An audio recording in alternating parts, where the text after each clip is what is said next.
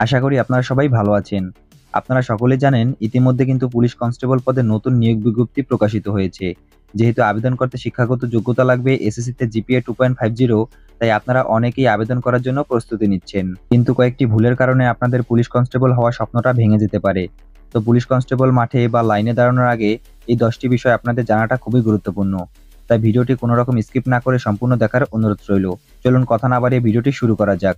নিয়োগের মাঠে ঢোকার পর আপনি পুলিশ সদস্যদের সাথে সুন্দর আচরণ করবেন।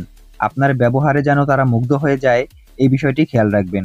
সদা সত্য কথা বলবেন, তাদের প্রশ্নের সঠিক উত্তর দেওয়ার চেষ্টা করবেন এবং আপনার আচার আচরণ তাদের কাছে যদি ভালো লাগে, তাহলে আপনার চাকরি হওয়ার চান্স অনেকটাই বেড়ে যাবে। নাম্বার 2, আপনাকে মাঠে যে সকল কাগজপত্র নিয়ে যেতে বলা হয়েছে, একটি কাগজও ভুল করে বাসায় রেখে যাবেন না। কারণ সকল কাগজপত্র নিয়োগ মাঠে যাচাই বাছাই করা হয়।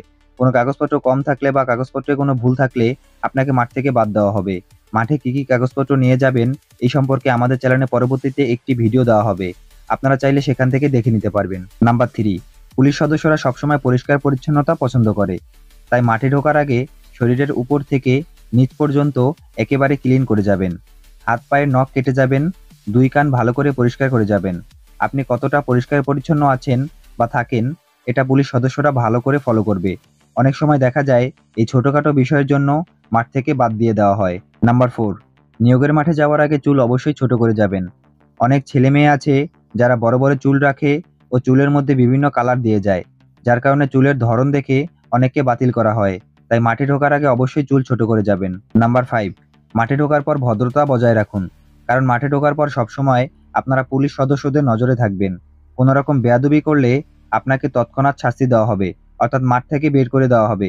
তাই মাঠে ঢোকার পর অবশ্যই আপনাকে সাবধানে ও সুশৃঙ্খলভাবে থাকতে হবে। নাম্বার 6, বিবাহিত হলে আপনার চাকরি হবে না।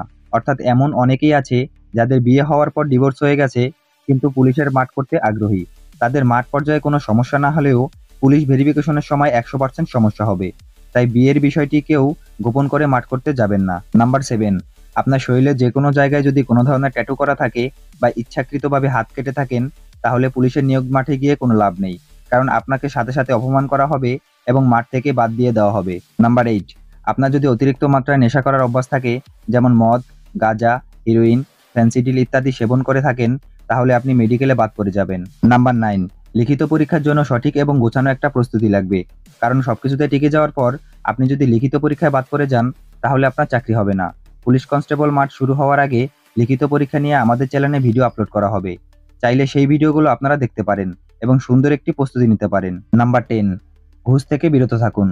কারণ পুলিশ কনস্টেবলের চাকরি ঘুষ ছাড়াই হয়।